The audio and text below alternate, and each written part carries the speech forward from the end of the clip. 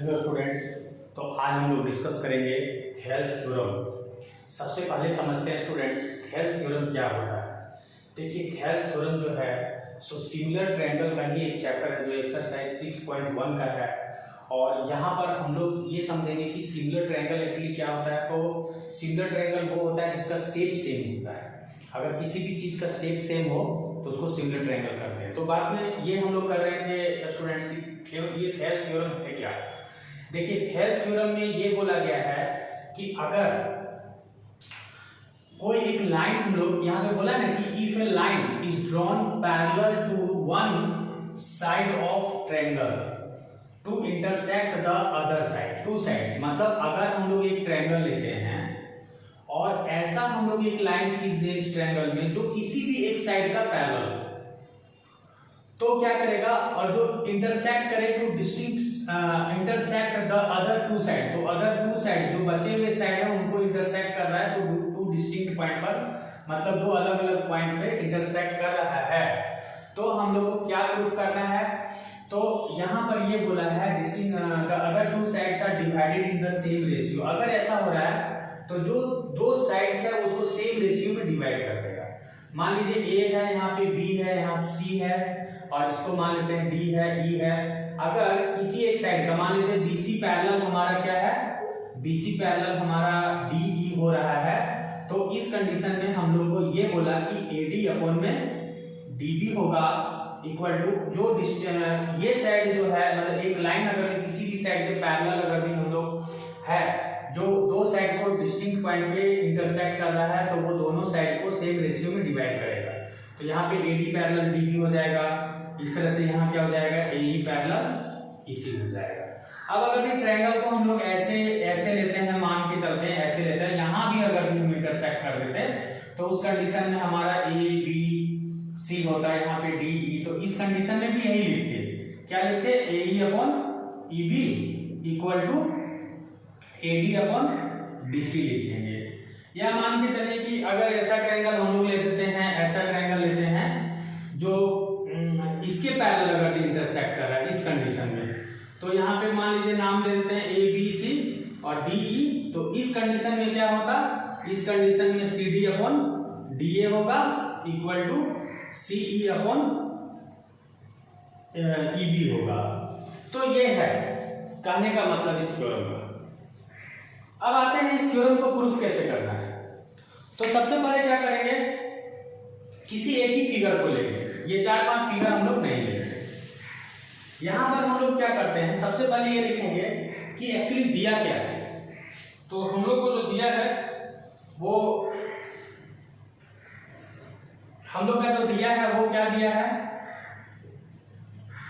In triangle ABC, ABC में हम क्या देख रहे हैं कि डीई जो है वो पैरेलल है बीसी का और D intersect DE intersect AB at D. वहीं पर हम लोग फिर लिखेंगे कि DE intersect AC at D. तो ये हो रहा है। अब हम लोग क्या प्रूफ करना है इसमें, टू प्रूफ ये करना है कि एडी अपॉन में डीबी होगा इक्वल टू एई अपॉन में ईसी होगा। ये हम लोग को प्रूफ करना है स्टूडेंट्स। तो हम लोग क्या करते हैं, इसको मिटा देते हैं। इसके लिए क्या करते हैं, यहां से परपेंडिकुलर लाइन खींचते हैं इस तरह से।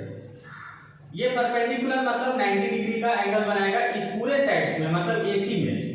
तो यहां पर हम लोग कंस्ट्रक्शन में थोड़ा लिखते हैं, कंस्ट्रक्शन में करते हैं, कंस्ट्रक्शन ये कर रहे हैं कि डी एल, इसका नाम हम लोग एल दे देते हैं। डी एल परपेंडिकुलर एसी लेते हैं एंड यहां से एक परपेंडिकुलर लाइन खींचते हैं इस तरह से और इसका नाम हम लोग एम दे देंगे।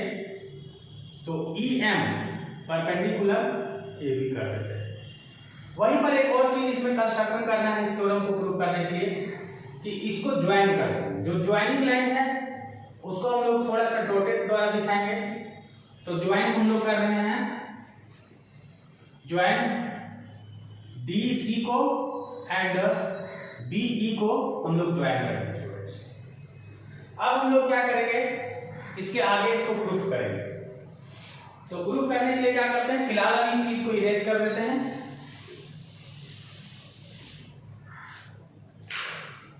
अब प्रूफ करते हैं। देखिए सबसे पहले हम लोग को ना ये वाला ट्रायंगल और ये ट्रायंगल लेना है, मतलब ट्रायंगल ADE लेंगे और अपॉन में डायरेक्ट लिख देते हैं, शॉर्टकट में हम आपको बना के दिखा देते हैं। यहां पर ट्रायंगल नहीं लेंगे बल्कि क्या करेंगे, एरिया डायरेक्ट निकालते हैं, एरिया ऑफ ट्रायंगल ADE और अपॉन में एरिया ऑफ ट्रायंगल DEB ले लेते हैं। देखिए DEB याद रखना है कि ये ट्रायंगल के साथ में हम लोग को ये ट्रायंगल है। तो एरिया किसी भी ट्रायंगल का क्या होता है, half into base into height. तो हाफ हो गया, इसका बेस जो होगा इस ट्रायंगल का क्या होगा, AD होगा, और इसका हाइट क्या होगा, हाइट यही होगा EM, तो वो लिख देंगे। अपॉन में इसी तरह से हाफ इंटू बेस, तो बेस इसका DB हो जाएगा, इंटू इसका जो हाइट होगा वही होगा, क्योंकि ये जो परपेंडिकुलर खींचे थे, ड्रॉ किए थे, वो पूरे AB पे किए थे, तो इसलिए EM ही इसका परपेंडिकुलर होगा। अब ये हाफ से हाफ कैंसिल हो जाएगा, EM से EM कैंसिल हो जाएगा, फाइनली हम लोग का बचेगा AD अपॉन में DB। तो ये इक्वेशन 1 हो गया। अब फिर आते हैं स्टूडेंट्स अगेन में हम लोग करते हैं एक बार और कि area of triangle ADE upon में फिर करते हैं area of triangle DEC, area of triangle DEC, इस बार DEC को लेंगे।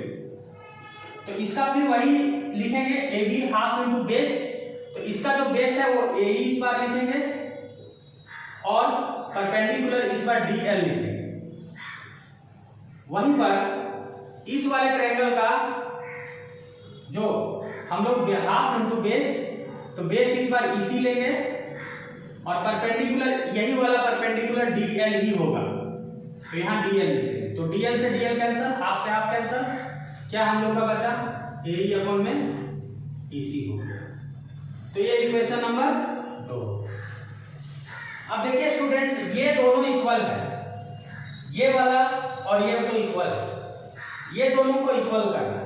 तो इक्वल कैसे होगा, देखिए ये जो ट्रायंगल है, ये वाला ट्रायंगल और ये वाला ट्रायंगल, ये ट्रायंगल और ये ट्रायंगल, वो दोनों सेम बेस DE में मौजूद है और सेम पैरेलल लाइन DE और BC के बीच में है। तो एक थ्योरम हम लोग जानते हैं कि अगर कोई भी दो ट्रायंगल, कोई जैसा दो ट्रायंगल हम लोग लें, है ना, दो ट्रायंगल इस तरह से लेते हैं, मान के चलिए हम लोग एक ऐसा दो ट्रायंगल लेते हैं जिसका बेस सेम हो, ठीक है, बेस सेम हो इस तरह से और सेम पैरेलल लाइन के बीच में हो, तो ये दोनों ट्रायंगल का, ये वाला और ये वाला दोनों ट्रायंगल का एरिया सेम हो जाता है। ये स्टैंडर्ड 9 में ही पढ़ चुके थे। तो इसी तरह से हम लोग यहाँ क्या करेंगे, एरिया ऑफ ट्रायंगल AD हम लोग लिख देंगे क्या, DEB equal to area of triangle DEB। ऐसा क्यों होगा, क्योंकि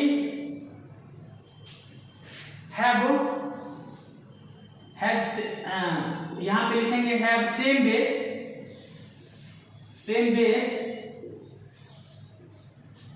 DE and same parallel line DE and BC। तो सेम बेस और सेम पैरेलल लाइन के बीच में है, DE और BC के बीच में है, इसीलिए इसका दोनों का एरिया सेम हो गया।